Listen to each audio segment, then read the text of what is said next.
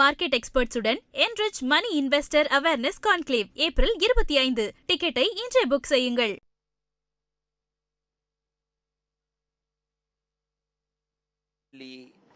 கோயம்புத்தூருக்குள்ள ஏகப்பட்ட பண டிஸ்ட்ரிபியூஷன் இதெல்லாம் வந்து போலிங் ப்ராசஸை டிஸ்டர்ப் பண்ணிருக்கு. அதில் எந்த மாற்று கருத்தும் இல்லை, இது உண்மைதான். பட் அதுவும் இன்னைக்கு வாக்களிக்க வர்றவங்க இதையெல்லாம் தாண்டி மனசாட்சிப்படி சரியான முறையில் வாக்களிப்பாங்கன்னு முழுமையான நம்புறேங்க. இப்போ நமக்கு நிறைய ஃபோன் பண்ணியிருக்கிறது எல்லாமே, நிறைய மெசேஜ் போட்டிருக்கவங்க எல்லாமே சென்னையிலிருந்து குறிப்பாக தென் தமிழகத்திற்கு செல்லக்கூடிய பேருந்து வசதிகள் ரொம்ப குறைவாக இருக்குது.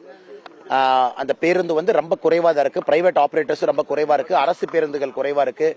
நேற்று இரவு சிங்காநல்லூர்லேருந்து பார்த்தோம், இங்கேருந்து வெளியே செல்லக்கூடிய பேருந்துகளுடைய எண்ணிக்கையும் குறைவாக இருக்குது. நிறைய பேர் கம்ப்ளைண்ட் பண்ணுறாங்க. அதனால் எப்போவுமே தேர்தல் ஆணையம் இன்னும் கொஞ்சம் தமிழ்நாட்டில் சிறப்பாக செய்திருக்கலாமோ அப்படிங்கிறது என்னுடைய ஒரு தனிப்பட்ட ஒரு கருத்து. டிரான்ஸ்போர்ட் டிபார்ட்மெண்ட்டை கையில் எடுத்திருக்கணும், இன்ஸ்ட்ரக்ஷன்ஸ் கொடுத்துருக்கணும், அடிக்குவேட் பஸ்ஸஸ் இருக்கான்னு செக் பண்ணியிருக்கணும், அது எல்லாத ஃப்ளோவாக பார்த்துருக்கணும். ஆனால் நேற்றுலேருந்து இன்னைக்கு உதாரணத்துக்கு நேற்று இரவு சென்னையில் கிளம்பின பஸ் இன்னைக்கு சாயந்தரம் 6 மணி 6:30 மணிக்கு தான் ராமநாதபுரமே ரீச் ஆகுது. அந்த அளவுக்கு காலையில் ரொம்ப தாமதமாக எடுத்திருக்காங்க.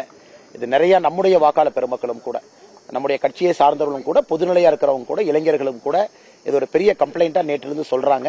இதை பத்திரிகை நண்பர்களும் இதை நேற்றிலிருந்து நாங்கள் பேசிகிட்டு இருக்கீங்க.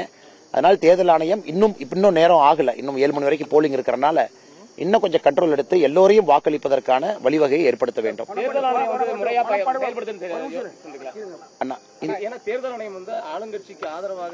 இந்த முறை என்ன கேட்டீங்கன்னா, நான் தேர்தல் ஆணையத்தை பற்றி நான் இந்த கட்சி அந்த கட்சின்னு சொல்லிங்கன்னா, தேர்தல் ஆணையம் இன்னும் சிறப்பாக தன்னுடைய பணியை செய்திருக்க வேண்டும் அப்படிங்கிறது என்னுடைய ஒரு தனிப்பட்ட கருத்தாக நான் வைக்கின்றேன். காரணம், வீட்டுக்கு 4 பேர் நடந்து போய் ஒரு வாக்குக்கு 5000 ரூபாய் கொடுக்குறாங்க. கரூர் சட்டமன்ற தொகுதியில் 1/2 கிராம் தங்க காசை ஒரு வாக்காளருக்கு தைரியமாக போய் கொடுக்குறாங்க. இதெல்லாம் ஒரே நாளில் வரல. இந்த பணம் எங்கேயோ இருந்து வந்திருக்கு, எங்கேயோ இடத்துல பதுக்கப்பட்டிருக்கிறது, எங்கேயோ இடத்துல மைக்ரோ மேனேஜ் பண்ணி இந்த பணத்தை கீழே கொண்டு போயிருக்கிறாங்க. அதே போல் இவ்வளவு தங்கங்கள் பர்ச்சேஸ். எனக்கு ஒரு சாதாரண பொதுமக்கள் நீங்கள் நானும் போகும்போது 50,000 ரூபாய் பணம் இருக்குன்னா எவ்வளோ பெரிய ப்ராசஸில் நம்ம மாட்டி வெளியே வர்றோம்.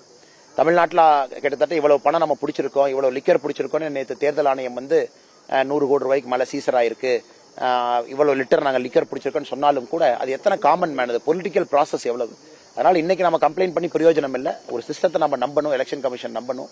அதனால் தமிழகத்தில் இந்த முறை தேர்தலை பொறுத்தவரை கடந்த 2 நாட்களாக அந்த ப்ராசஸே பயங்கர வீட்டியேட் ஆயிருக்கு. அதுவும் கோயம்புத்தூர்ல நேற்று நம்ம பார்த்தோம். கோயம்புத்தூர் தெற்கு தொகுதியினுடைய சட்டமன்றத்தினுடைய வெற்றி வேட்பாளர் அம்மன் அர்ஜுன் அவர்கள் ஆர்ப்பாட்டம் பண்ணது எல்லாத்தையுமே நம்ம பார்த்தோம். வாக்காளர்கள் பார்த்து கொண்டிருக்கின்றார்கள். இதையும் தாண்டி வாக்காளர்கள் வாக்குச்சாவடிக்கு வரும்பொழுது நியாயமாக, நேர்மையாக, மனசாட்சிப்படி வாக்களிப்பார்கள் என்று முழுமையாக நம்புகின்றேன். சத்தமா சொல்லுங்க. எஸ்ஐஆரை பொறுத்தவரை எஸ்ஐஆர் இம்பாக்ட் என்னோட கணக்கு வந்து டோட்டல் போலிங் ப்ராசஸ் தமிழகத்தை பொறுத்தவரை ஒரு 2 to 2.5% டோட்டல் போலிங் ப்ராசஸ்னுடைய பர்சன்டேஜ் வந்து எஸ்ஐஆர்னுடைய டெலிஷனால மட்டும் உயரும். 2.5% மேல வர்ற எக்ஸ்ட்ரா போலிங் பர்சன்டேஜ் தான் அதிகமான போலிங்கா நம்ம கணக்கு எடுத்துக்கணும்.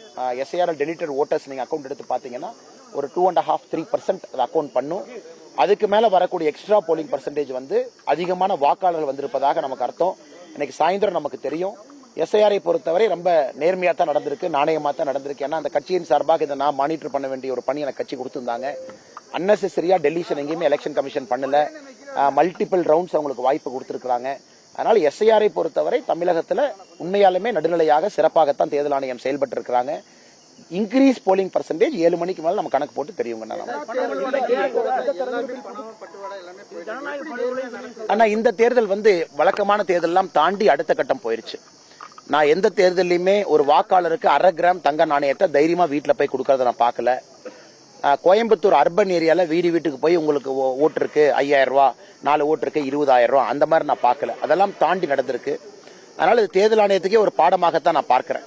ஏன்னா தமிழகத்தில் இன்னைக்கு தேர்தல் நடத்துவதற்கு முன்பு 2 மாசம் 3 மாசம் முன்னாடியே இன்னைக்கு தேர்தல் ஆணையம் கண்ட்ரோல் எடுக்க வேண்டிய கட்டாயம் வருது. கீழே மைக்ரோ மேனேஜ்மெண்ட் டீம் போடணும், பேங்க் அக்கௌண்ட்ஸை மானிட்டர் பண்ணணும், large scale movement of cash check பண்ணணும்.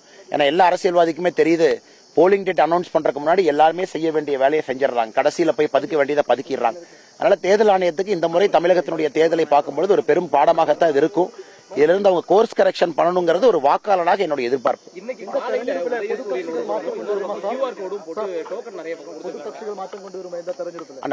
ஆனா இன்னைக்கு காலையில பார்த்தோம், இந்த சாஃப்ட் கேம்பெயினிங்னு சொல்ற மாதிரி பல இடத்துல